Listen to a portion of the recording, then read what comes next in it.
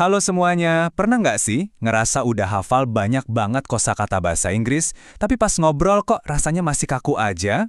Nah, kunci biar kedengaran fasih itu sebenarnya bukan cuma soal seberapa banyak kata yang kamu tahu, tapi gimana cara kamu nyambungin ide-ide itu. Hari ini kita bakal coba naik kelas dari kata-kata dasar dan belajar beberapa frase keren yang bisa bikin obrolan kamu makin lancar. Coba deh inget-inget, sering banget nggak sih kamu cuma pakai and, but, sama so terus-terusan? Kalau iya, tenang aja, kamu nggak sendirian kok. Kata-kata ini emang penting banget. Tapi kalau kita terlalu bergantung sama mereka, omongan kita jadi kedengeran ya agak basic gitu kan? Nah ini dia nih intinya, orang yang jago ngomong itu kelihatan beda karena mereka bisa bikin alur ide yang mulus banget. Semuanya itu soal kohesi atau gimana cara ide-ide itu nyambung. Dan konektor-konektor canggih inilah alat bantu kita buat sampai ke sana. Coba deh lihat bedanya. Kalimat yang di kiri sih oke-oke aja ya, tapi yang di kanan itu tuh kayak lagi bercerita. Dia ngasih latar belakang, terus nekenin satu poin penting.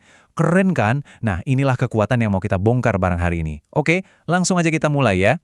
Kita mulai dari frasa-frasa yang pas banget buat cerita pribadi. Ini bisa dipakai pas lagi ngobrol santai atau bahkan buat tes speaking kayak IELTS loh. Frasa pertama kita nih, cara yang asik banget buat mulai cerita. Actually, what comes to mind is, atau sebenarnya yang kepikiran sama aku tuh, ini langsung bikin apa yang mau kamu omongin kedengaran spontan dan natural banget. Kayak tiba-tiba aja ingat sesuatu. Nah, fungsi frasa ini keren banget. Kamu bisa pakai ini buat ngenalin cerita kecil atau anekdot, tapi nggak kedengeran kayak lagi baca skrip. Jadi orang yang dengerin langsung nangkep, oh ini cerita dari pengalaman beneran nih.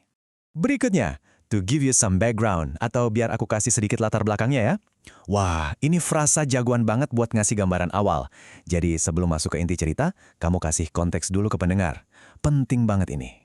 Nah, ada tips grammar simple nih yang nyambung sama frasa tadi. Kalau kamu lagi cerita tentang sesuatu yang sedang berlangsung waktu itu, pakainya past continuous. Contohnya, I was working atau I was living. Tapi kalau kamu ngomongin sesuatu yang udah selesai sebelum cerita itu dimulai, pakainya past perfect. Misalnya, I had just finished atau I had started. Gampang kan bedainnya? Terus kalau kamu mau nonjolin bagian paling penting dari cerita, pakai ini deh. What really stands out was. Yang paling berkesan tuh, frasa ini langsung narik perhatian pendengar ke detail yang paling ngena. Contohnya, tripnya sih seru banget, tapi yang benar-benar berkesan itu baiknya orang-orang di sana. Jadi daripada cuma bilang, aku suka banget makanannya, kamu bisa bikin itu jadi puncak pengalamanmu. Ini nunjukin kalau kamu itu orangnya reflektif dan pinter milih mana poin yang paling penting buat ditekanin dalam cerita. Lanjut, ada frasa in hindsight atau kalau dipikir-pikir lagi. Ini buat refleksi. Tapi, hati-hati. Ini bukan sekedar bilang mengenang masa lalu ya. Ada nuansa penting banget di sini yang mesti kamu tahu. Nah, ini dia kuncinya. Kamu cuma pakai in hindsight kalau ada sedikit rasa nyesal atau pas kamu sadar harusnya dulu ngelakuin sesuatu yang beda. Makanya, frasa ini sering banget diikuti sama I should have. Contohnya, in hindsight, I should have stayed longer. Kalau dipikir-pikir lagi, harusnya aku tinggal lebih lama ya. Dan buat nutup cerita kamu dengan manis, kita punya all in all. Atau secara keseluruhan sih, ini cara yang pas banget buat ngasih ringkasan final atau kesimpulan dari pengalamanmu. All in all, it was a life-changing trip. Keren kan? Oke, tadi kita udah bahas soal cerita. Sekarang kita pindah gigi nih. Kita bakal bahas frasa-frasa yang bisa bantu kamu waktu ngobrolin hal yang lebih rumit, di mana kamu perlu kasih opini, alasan, dan spekulasi. Daripada cuma bilang I think, coba deh naik level dikit pakai I tend to think atau aku sih cenderung mikirnya. Ini perubahan kecil tapi efeknya gede banget loh buat cara kamu nyampein pendapat. Kenapa ini efektif banget? Soalnya, frasa ini bikin pernyataan kamu jadi lebih halus. Ini nunjukin kalau, ya ini emang pendapatmu, tapi kamu juga sadar kalau ada sudut pandang lain. Kamu jadi kedengaran lebih bijak dan gak kaku pas lagi diskusi. Nah, pas ngasih alasan, tingkat keyakinan kita kan beda-beda. Kalau kamu nggak 100% yakin, coba deh bilang, one possible explanation is, atau salah satu kemungkinan penjelasannya adalah, ini nunjukin kalau kamu terbuka. Tapi kalau kamu yakin banget, hajar aja pakai it's undoubtedly because, ini udah pasti karena, kelihatan kan bedanya? Buat berspekulasi, jangan cuma pakai maybe doang. Coba deh yang ini. It could well be that. Artinya sih mirip bisa jadi kalau, tapi ini kedengarannya jauh lebih canggih buat ngenalin sebuah kemungkinan. Frasa ini cocok banget buat ngebahas kemungkinan penyebab sesuatu atau hasil di masa depan. Misalnya, it could well be that parents are responsible for this.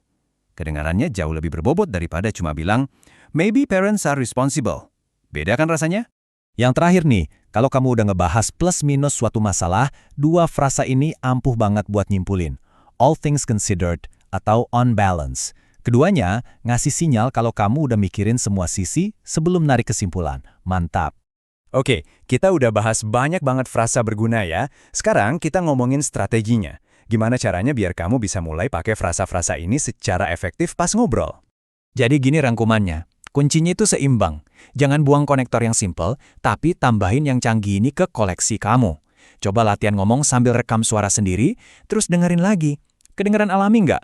Selain itu, coba deh perhatiin gimana native speaker pakai frasa-frasa ini di film atau podcast. Dan ingat, konteks dan nuansa itu penting banget. Nah, setelah kita bongkar semua alat ini, aku punya satu pertanyaan buat kamu. Dari semua frasa tadi, mana yang paling bikin kamu tertarik? Coba pilih satu, terus jadiin target buat kamu pakai di obrolan bahasa Inggris berikutnya. Ingat ya, satu langkah kecil aja bisa bikin perbedaan besar di perjalananmu menuju kefasihan. Makasih udah nyimak.